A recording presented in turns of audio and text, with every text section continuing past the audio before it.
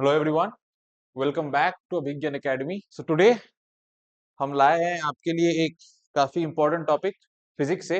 ठीक है, तो what is the topic that we are going to discuss today? As you can see, today we will be discussing about sound.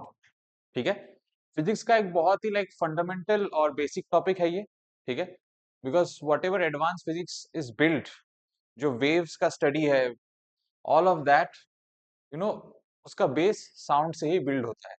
ठीक है, और now today will be having a look to what is sound, उसके properties क्या है, उसको study कैसे करना है, उसके पीछे का मैथमेटिक्स क्या है, क्योंकि physics is very much intertwined with mathematics. ठीक है, there is no physics without diving deep into mathematics. ठीक है, so will be starting, let's start. Alright, first let's understand what is sound. ठीक है, what is sound? See, sound is nothing but a type of energy. ठीक है, just like light, heat, kinetic energy, potential energy, electricity. What are these? Electricity, light, magnetism, uh, heat. What are these? These are different forms of energy. Okay? These are different forms in which energy exists. We have studied, if you look at my earlier video on work, power and energy, you will see that energy can neither be created nor be destroyed in this world. It can only be transferred from one place to another within the system, और it can change its form from one form to another. Energy अपना रूप बदल सकता है, energy एक जगह से दूसरे जगह में से ट्रांसफर हो सकता है, बट नया करके एनर्जी बन नहीं सकता, और जो एनर्जी है हम उसको बर्बाद भी नहीं कर सकते। ठीक है, it can neither be created not be destroyed. So sound is one of those forms in which energy exists in this world. ठीक है, अब साउंड क्या है? ठीक है, साउंड एक मैकेनिकल वेव। मैकेनिकल वेव का मतलब क्या होता है? मैकेनिकल वेव हम इसको इसलिए कहते हैं because sound needs a medium to travel. For example, अभी जो सूरज की रोशनी है, what is it? It is light. सूरज की रोशनी धरती तक आती है थ्रू स्पेस, है ना? But we all know that space is a vacuum. Vacuum मतलब एक कंप्लीटली खाली जगह जहां कुछ नहीं है, there is no matter present, not even air. ठीक है, तो सूरज की रोशनी which is light, it travels through space to earth. Now space is a vacuum and the sunlight is passing through the vacuum which is space to reach earth. So what does it mean? It means that light can travel through vacuum. Light को travel करने के लिए कोई medium नहीं चाहिए, कोई matter नहीं चाहिए। अभी अगर मैं आपको और आपके दोस्त को खड़ा कर दूं स्पेस में और बोलूं कि अपने दोस्त को चिल्ला के बुलाओ, तुम जितना मर्जी गला फाड़ के चिल्ला लो, तुम्हारे दोस्त को सुनाई नहीं देगा। व्हाई? बिकॉज स्पेस एक वैक्यूम है, वहां कोई मैटर नहीं है, कोई मीडियम नहीं है, and because of that the sound does not travel from you to your friend. ठीक है, साउंड तुमको नहीं सुनाई देगा स्पेस में, बट लाइट तुमको जरूर दिखेगा, because light is an electromagnetic wave. It can travel without any medium, but sound on the other hand is a mechanical wave, which means कि साउंड को एक मीडियम चाहिए, वेदर इट्स सॉलिड, लिक्विड और gas. ठीक है, now ये sound wave travel कैसे होता है? होता क्या है कि साउंड ट्रेवल्स थ्रू वाइब्रेशंस। ठीक है, जैसे एक पार्टिकल है, जैसे अभी मेरे मुंह से जो साउंड निकला, वो मेरे सामने हवा में जो एयर पार्टिकल्स है उसको हिट करेगा, वो पार्टिकल वाइब्रेट करना शुरू होगा, फिर वो सीधा जाके दूसरे पार्टिकल को हिट करेगा, वो दूसरा वाइब्रेट होना स्टार्ट होगा, and it will, the particles will keep hitting each other and the vibration will pass on. This is how sound travels. ठीक है, अब साउंड एक लॉन्गिट्यूडिनल वेव है। लॉन्गिट्यूडिनल वेव इसको क्यों कहते हैं? क्योंकि वेव के ट्रेवल करने का जो डायरेक्शन है और पार्टिकल्स के वाइब्रेशन का जो डायरेक्शन है, both the directions are parallel to each other. ठीक है, it means the angle between the two directions is zero, they are parallel to each other. And as I said, sound vacuum में travel नहीं कर सकता, it is a mechanical wave, it needs a medium to travel. ठीक है, उसके अलावा sound का speed कितना होगा वो मीडियम की डेंसिटी पे डिपेंड करता है। अगर आप देखोगे, solid is a very dense, जो भी सॉलिड आइटम्स होते हैं, anything which is solid, it is a very dense medium. Why? Because all particles in the solid are very packed with each other.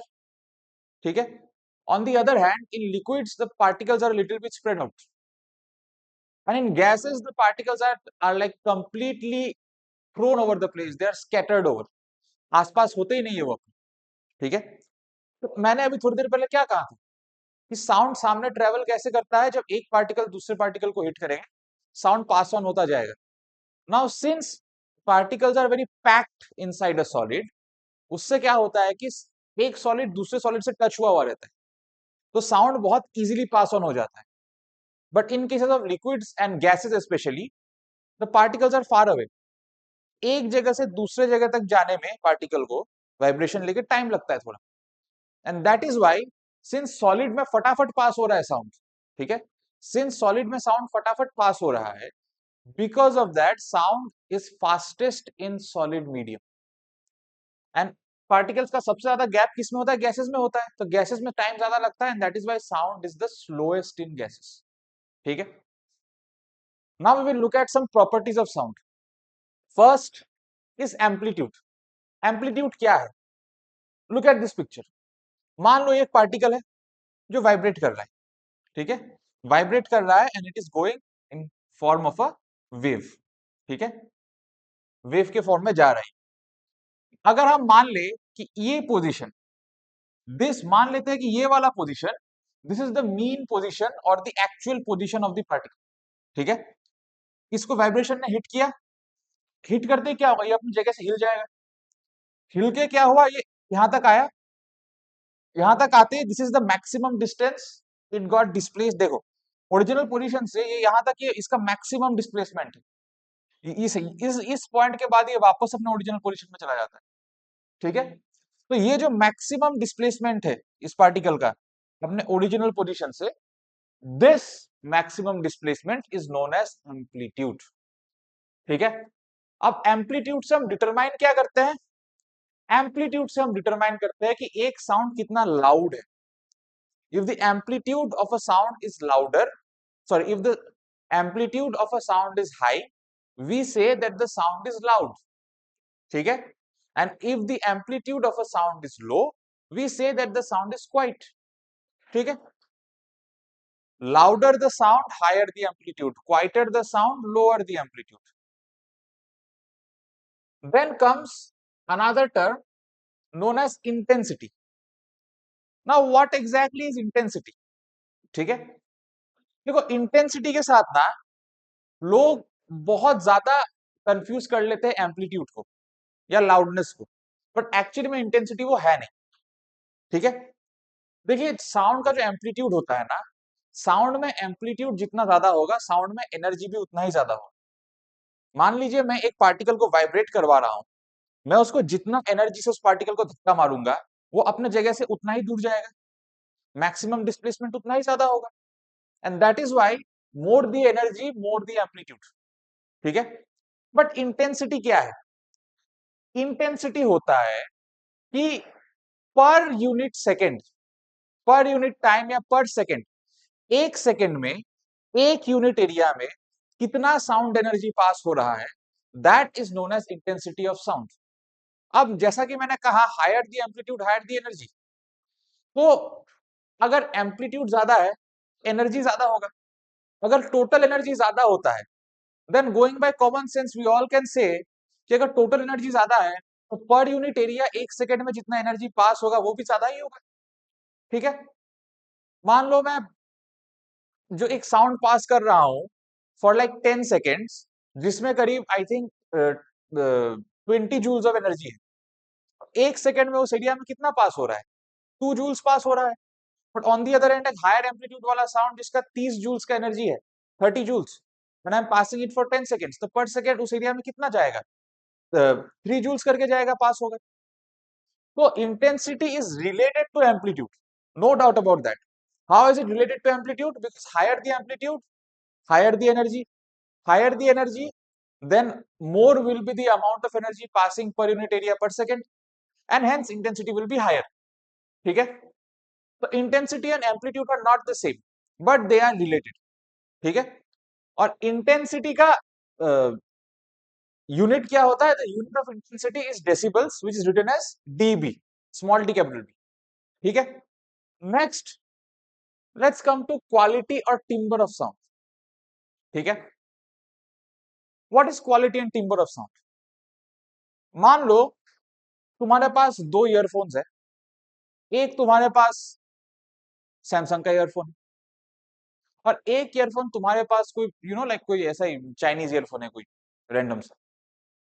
दोनों ईयरफोन्स पे तुमने गाना बजा दिया, ठीक है, सेम गाना बजाया, सेम सिंगर का गाना होगा ऑफ कोर्स।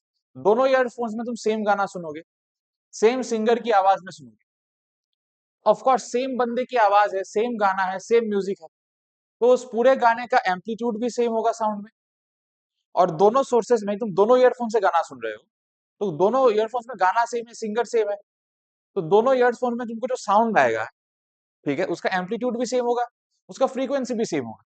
ठीक है, क्यों? क्योंकि एक ही बंदा गा रहा है और सेम ही गाना गा रहा है दोनों केसेस में।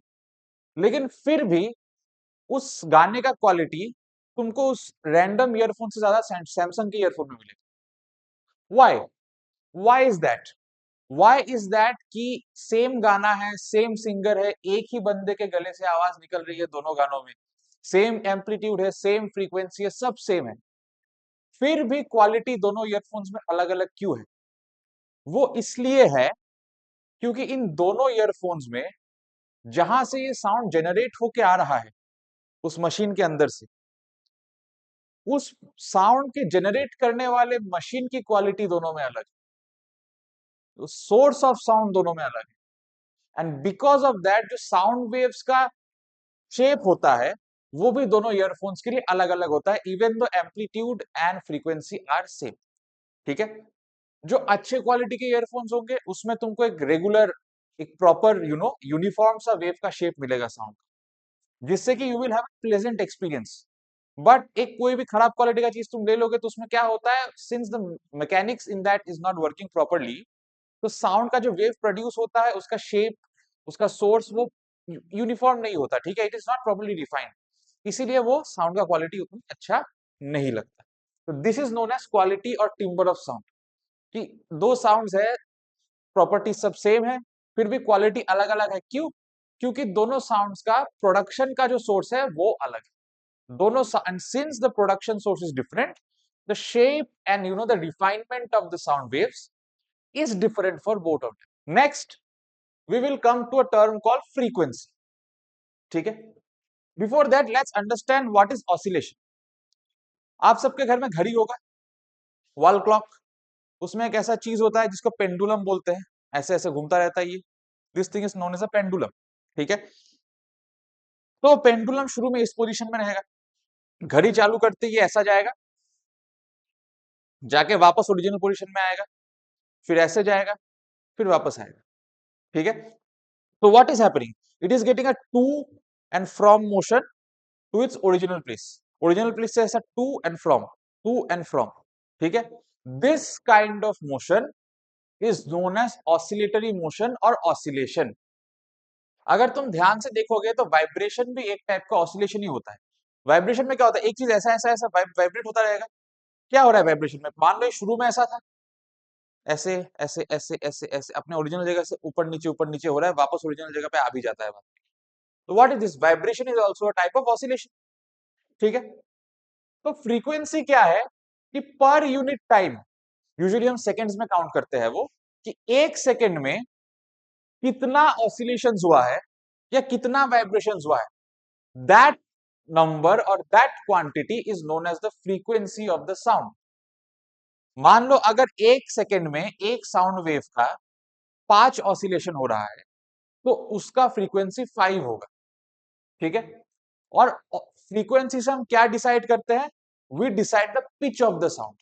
If the frequency of a sound is high then we say that the sound has a high pitch.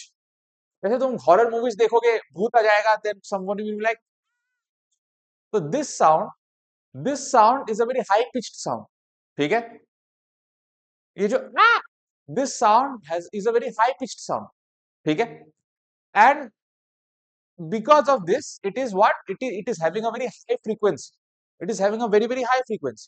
और अभी जो मैं आपसे बात कर रहा हूं जिस आवाज में, नॉर्मली इस आवाज में फ्रीक्वेंसी कम है, and that is why this sound is having a less pitch. ठीक है, तो जो हाई पिच्ड साउंड्स होते हैं, we say that the sound is a shrill sound, ये एक श्रिल वॉइस। बट जिस वॉइस में मैं आपसे बात कर रहा हूं, जिसका पिच कम है, जिसका फ्रीक्वेंसी कम है, this voice is called a grave voice. ठीक है, तो अब फ्रीक्वेंसी जो है वो कैलकुलेट कैसे होता है? It is calculate as a reciprocal of time. Reciprocal of time means frequency equal to 1 divided by t. What is t? t is nothing but the time. ठीक है, t is nothing but the time. अब frequency का unit क्या है? It is hertz. It is written as H Z. ठीक है, it is written as H Z. Then coming to the next quantity which is wavelength. ठीक है, अब wavelength क्या है? अगर हम देखते हैं, if we have a look at this, ठीक है, ये जो ऊपर के दो पीक्स है, ये ऊपर के पीक्स को we call them as crests, और नीचे के जो पीक्स है we call them as troughs. ठीक है, तो दो सक्सेसिव या फिर दो कंसेक्यूटिव क्रेस्ट्स के बीच का जो डिस्टेंस होता है, या फिर दो कंसेक्यूटिव ट्रॉफ्स के बीच का जो डिस्टेंस होता है, ये या फिर दिस और दिस, ठीक है, this distance is known as the wavelength of the sound. ठीक है, this distance is known as the wavelength of the sound. ठीक है, अब हम वेवलेंथ को कैसे डिनोट करते हैं? We write wavelength with the Greek alphabet known as lambda. And as I said, अब देखो वेवलेंथ क्या है? वेवलेंथ एक टाइप का डिस्टेंस है, डिस्टेंस बिटवीन टू क्रेस्ट्स और डिस्टेंस बिटवीन टू ट्रफ्स, है ना? If it's a distance, then of course we all know कि डिस्टेंस मेजर करने का यूनिट क्या होता है? It is metres. So the unit to measure wavelength is metres. ठीक है, अब लेट्स सी कि वेवलेंथ, फ्रीक्वेंसी और साउंड का जो स्पीड है, अब साउंड जो ट्रेवल करेगा एक स्पीड में ट्रेवल करेगा ना, तो जो वेलोसिटी ऑफ साउंड है and the wavelength and frequency, इन तीनों के बीच का रिलेशन क्या है? Let's have a look, let's do the derivation. ठीक है, we have studied in motion and mechanics that velocity equal to distance by time. ठीक है, यहां पे डिस्टेंस क्या है? The distance that we are measuring here is the wavelength. ठीक है, सो लैम्डा बाय टाइम। ठीक है, now I can write it like this: velocity equal to lambda into 1 by t, and 1 by t क्या है? It is the reciprocal of time. And what is the reciprocal of time? The reciprocal of time is frequency. ठीक है, frequency को we write as f, or we can also write it as mu. Mu is a Greek alphabet. So what do we get? Velocity equal to wavelength into frequency. ठीक है, this is the relation between the velocity, wavelength and frequency of sound. ठीक है, you can use this formula to do your numericals. Now let's have a look at this question that's given here. Mark the correct statement among the following. Sound is a mechanical wave and needs a medium like air, water, steel, etc. for propagation. Yes, it is a mechanical wave और बिना medium के आगे जा नहीं सकता. Vacuum में sound cannot travel. Correct. One is correct. Two, sound waves are longitudinal waves. Yes, it means that the direction of vibration and the direction of the waves of the sound are parallel to each other. Okay, so two is correct. We studied about it. Statement 3 says that sound travels with a speed which is greater than the speed of light. That is incorrect. Light, as we know it, okay, I'm not going to advance quantum physics and all. For this level, just know it that light is the fastest thing in the universe. Speed of light is 3 into 10 to the power 8 meter per second. ठीक है, Einstein का जो formula है E is equal to mc square, that c is nothing but the constant value or the constant variable for the speed of light. c का value होता है 3 into 10 to the power 8 meter per second. ठीक है, और light जितना fast कुछ नहीं है इस दुनिया में.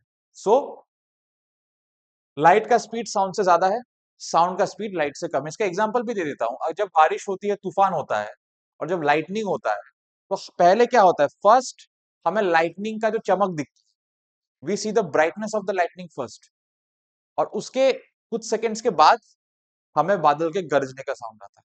Why is that? क्योंकि बादल से लाइट हमारे पास पहले आता है, साउंड बाद में आता है। Why? Because light is faster than sound. ठीक है, तो statement 3 is wrong. Correct answer is option A, 1 and 2। Now we'll come to this question later after doing the topic. ठीक है, we'll come to this question after doing the topic. Now यहां पे देखो, यहां पे क्या बनाया गया है।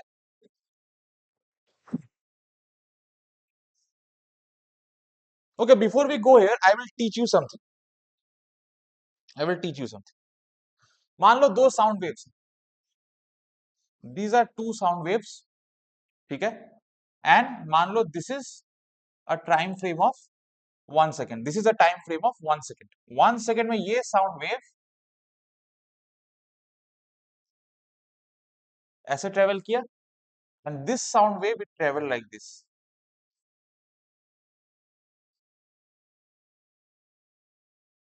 अब मेरे को एक चीज बताओ, पहले वाले साउंड वेव में देखो, पहले वाले साउंड वेव में जो डिस्टेंस बिटवीन टू कंसेक्यूटिव क्रेस्ट्स है या फिर टू कंसेक्यूटिव ट्रॉफ्स है, वो ज्यादा है। और दूसरे वाले साउंड वेव में, इसको 1 और 2 लिख देते हैं, साउंड वेव नंबर 2 में the distance between the consecutive crest and ट्रॉफ is less. इसका मतलब क्या हुआ, पहले वाले का वेवलेंथ ज्यादा है, दूसरे वाले का वेवलेंथ कम है। But come to frequency, 1 second का टाइम है, 1 सेकेंड में इसके ऑसिलेशंस कम है, बट 1 सेकेंड में इसके देखो कितने सारे ऑसिलेशंस हो गए। And what is the number of oscillations in 1 second? We call it as frequency. तो 2 का फ्रीक्वेंसी 1 से ज्यादा है। So what do we derive from this? We can come to the conclusion that जब भी किसी साउंड में वेवलेंथ ज्यादा होगा तो उसका फ्रीक्वेंसी ऑटोमेटिकली कम होगा, एंड जब भी किसी साउंड वेव का फ्रीक्वेंसी ज्यादा होगा तो उसका वेवलेंथ कम होगा। So wavelength and frequency are kind of inversely proportional to each other. ठीक है, वेवलेंथ ज्यादा तो फ्रीक्वेंसी कम, फ्रीक्वेंसी ज्यादा तो वेवलेंथ कम। नाउ देखो, वेव्स दुनिया में कई प्रकार के होते हैं, sound is not the only wave. Even light is a wave, light has dual nature, light can act as a particle also, light can act as a wave also, so light has dual nature. ठीक है, यहाँ पे मैंने different type के waves लिखे हैं जो दुनिया में एग्जिस्ट करते हैं। Radio waves, microwaves, infrared, visible light, ultraviolet, X-ray radiation and gamma rays. अगर मैं गामा रेस से रेडियो वेव्स तक जाऊं तो तुम देखोगे कि number of vibrations per second कम होते जा रहे हैं। ठीक है, इसका मतलब क्या है, from gamma rays to radio waves the frequency will decrease, but if you check from gamma rays to radio waves, the distance between the crest and trough is going on increasing, which means the wavelength increases from gamma rays to radio waves. ठीक है, अगर मैं gamma rays से radio waves तक जाऊं तो wavelength increase होता जाता है और फ्रीक्वेंसी कम होता जाता है। ठीक है, ऑलवेज रिमेंबर, फ्रीक्वेंसी जितना ज्यादा, ठीक है, वेवलेंथ उतना कम। और हमने क्लासिफिकेशन कैसे किया है, वेवलेंथ के बेसिस पे किया है। इसका एक पर्टिकुलर वेवलेंथ है, उस बेसिस पे इसको गामा रे दिया, एक दूसरे वेवलेंथ के रेंज के लिए एक्स रे दिया, और ये वाला जो रेंज है, ये जो वेवलेंथ का रेंज है, these are the waves which are visible to our eyes, and this is why this is the wavelength of visible light. ठीक है, and we call it the visible range of wave. ठीक है, now let's have a look at this. हम मैंने यहाँ पे frequency के कुछ रेंजेस मेंशन किए। There are 3 ranges of frequency that you need to know: the infrasonic range, the audible range, and the ultrasonic range. Now, what is infrasonic range? अगर किसी sound का जो फ्रीक्वेंसी है, if it is below 20 hertz, अगर sound का frequency 20 hertz या 20 hertz से कम है, then we say that the sound is an infrasonic sound, infrasonic range में आता है। ठीक है, अगर कोई साउंड 20 हर्ट्स से लेके 20,000 hertz, Like here I would like to say something like 1 meter is 1 meter, 1000 meters is 1 kilometer. Similarly, 1 hertz is 1 hertz, and 1000 hertz is 1 kilohertz. ठीक है? तो यहाँ पे अगर फ्रीक्वेंसी साउंड का 20 हर्ट्ज से लेके 20,000 हर्ट्ज या फिर 20 किलो हर्ट्ज के बीच में हुआ, then we call it as audible sound. यानी एक ऐसा फ्रीक्वेंसी का रेंज साउंड का जो हम सुन सकते हैं, that is why we call it audible. और if the frequency is higher than 20 kilohertz or 20,000 hertz, we say that the sound is an ultrasonic sound or that the sound falls in an ultrasonic range. ठीक है? We humans can hear between 20 hertz and 20,000 hertz or 20 kilohertz. Infrasonic sounds जो होते हैं 20 hertz से नीचे या फिर ultrasonic sounds जो 20,000 हर्ट्ज के ऊपर होते हैं, वो ह्यूमंस को सुनाई नहीं देते। इंफ्रासोनिक साउंड किन किन को सुनाई देता है? Whales and elephants can hear infrasonic sounds, dolphins and bats can hear ultrasonic sounds. ठीक है? बट कुछ कुछ एक्सेप्शंस है, जैसे जो बच्चे होते हैं, बच्चे जिनकी उम्र 5 साल से कम होती है, talking about humans and sometimes dogs also, sometimes they can hear up to 25 kilohertz. ठीक है? मतलब 25,000 हर्ट्ज तक सुनाई दे सकता है। अब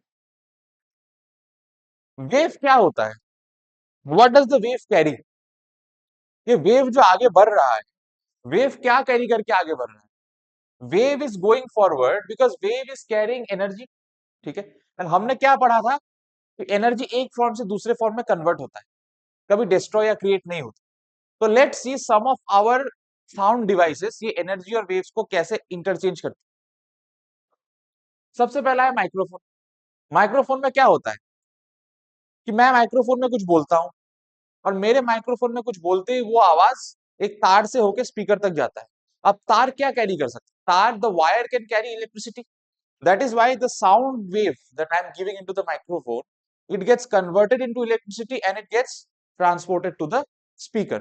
स्पीकर क्या करेगा? स्पीकर माइक का उल्टा करेगा। स्पीकर अब इलेक्ट्रिक एनर्जी तो छोड़ नहीं सकता बाहर, वो साउंड छोड़ेगा। स्पीकर क्या करेगा? वो इलेक्ट्रिक एनर्जी को रिसीव करेगा, इलेक्ट्रिक एनर्जी को साउंड में कन्वर्ट करके बाहर छोड़ेगा, जो हमको सुनाई देगा उसको।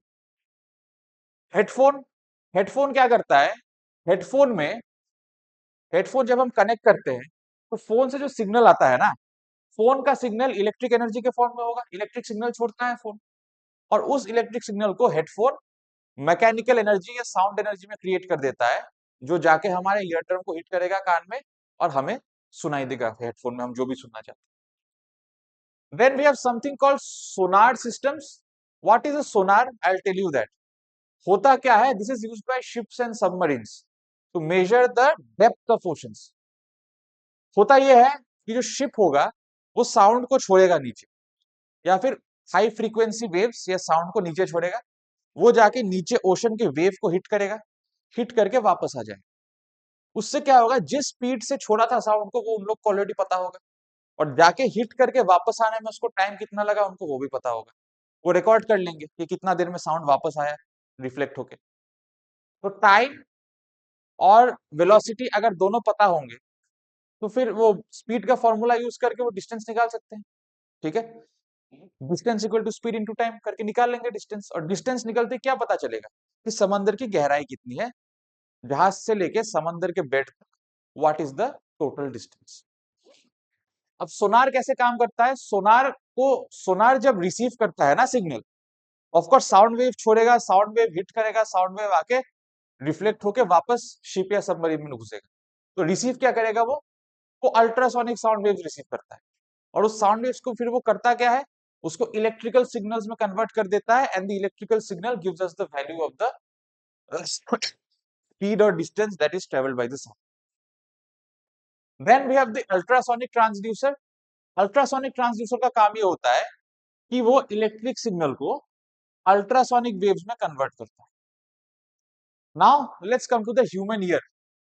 इंसान का कान कैसे काम करता है? देखो, our ears are that part of the body which contains the smallest bone of our body. This bone called the stapes, this is the smallest bone of our body, और ये सबसे छोटी हड्डी है कहाँ है? हमारे कान में। और हमारे बॉडी का सबसे बड़ा बोन कौन सा है? It is the femur, which is the thigh bone. ठीक है? तो ये काम कैसे करता है हमारा कान? होता क्या है, हमारे कान में आवाज घुसेगा in the form of sound wave, जाके ये हिट करेगा ईयर ड्रम। ईयर ड्रम को वो वेव जैसे हिट करेगा, हमारा ईयर ड्रम वाइब्रेट करने लगेगा। ठीक है, और ईयर ड्रम के पीछे हड्डियां वगैरह लगी हुई है, ताकि ear drum does not collapse. क्योंकि ईयर ड्रम बहुत ही डेलिकेट चीज होता है, अगर जोर का वेव लग गया तो ईयर ड्रम कोलैप्स हो सकता है। एक्चुअली हड्डियां होने के बावजूद अगर तुम बहुत शोर सुनोगे तो तुम्हारा ईयर ड्रम, कान का पर्दा फट सकता है तुम्हारा। ठीक है, अब जैसे ये वाइब्रेट होता है eardrum, these vibrations are caught by the auditory nerve, और ऑडिटरी नर्व इन वाइब्रेशंस को ब्रेन के पास लेके जाता है। ब्रेन प्रोसेस करके हमें बताता है कि हाँ, this is the sound that I am hearing. ठीक है, और यहाँ पे देखो मैंने दे के रखा है तुमको table. What is the table about? As I said, देखो सॉलिड्स में देखो स्पीड कितना ज्यादा है। Why? Because solids are dense packed, density बहुत ज्यादा है। लिक्विड्स में थोड़ा मीडियम स्पीड है, liquids are lesser denser. And gases तो एकदम फैले हुए, डेंसिटी एकदम ही कम। तो गैसेस में स्पीड सबसे कम है sound. Also there is something called echo and reverberation. Echo क्या होता है कि मान लो मैंने साउंड, एक आवाज निकाला, होता है ना पहाड़ों में आप जाके कुछ बोलते हो, वो हिट करके वापस आता है, आपको अपनी आवाज दोबारा सुनाई देती है, that is called an echo. अब एको क्या होता है कि मान लीजिए एक साउंड वेव जाके एक सरफेस को हिट करके वापस रिफ्लेक्ट होकर वापस आता है, that phenomenon is known as echo. But echo होने के लिए एक कंडीशन है। कंडीशन ये है कि साउंड का जो सोर्स है और साउंड का सोर्स जाके जिस सरफेस से हिट करके वापस आएगा, उन दोनों के बीच में मिनिमम 17.2 मीटर्स का डिस्टेंस होना चाहिए। एंड उस 17 मीटर्स के दायरे में कोई दूसरा ऑब्जेक्ट नहीं होना चाहिए जिसमें साउंड हिट कर सके। इसलिए खाली जगह में इको होता है, क्योंकि आसपास कुछ नहीं होता, साउंड का सोर्स और सरफेस के बीच में काफी डिस्टेंस होता है। बट जैसे भरा हुआ रूम में घुस जाओगे, भरा हुआ जगह, वहां पे इको इसलिए नहीं होता है because sound hits many places near you and it does not travel that required distance to create an echo. Reverberation क्या है? Reverberation is like I go to the hills and I shout hello, and you hear repeated sounds, like persistent sounds, like hello, hello, hello, hello, hello, hello. This kind of phenomenon, जो persistent sound है, आ ही रहा है एक एक एक एक एक करके, this is known as reverberation. ये एक repeated reflection है। ये बार बार क्यों सुनाई देता है हमें? क्योंकि रिफ्लेक्शन एक दिन में बहुत बार होता है। ठीक है, अब रिवर्बरेशन के लिए तुम्हें क्लोज स्पेसेस चाहिए। माउंटेन्स में रिवर्बरेशन इसलिए होता है क्योंकि आप चारों तरफ से माउंटेन से एक क्लोज स्पेस में घिरे हुए रहते हैं। ठीक है, now there is this numerical given here that there is a person who burnt a fire cracker एक क्लिफ के सामने, और उसको एको सुनाई दिया 5 सेकंड बाद। क्लिफ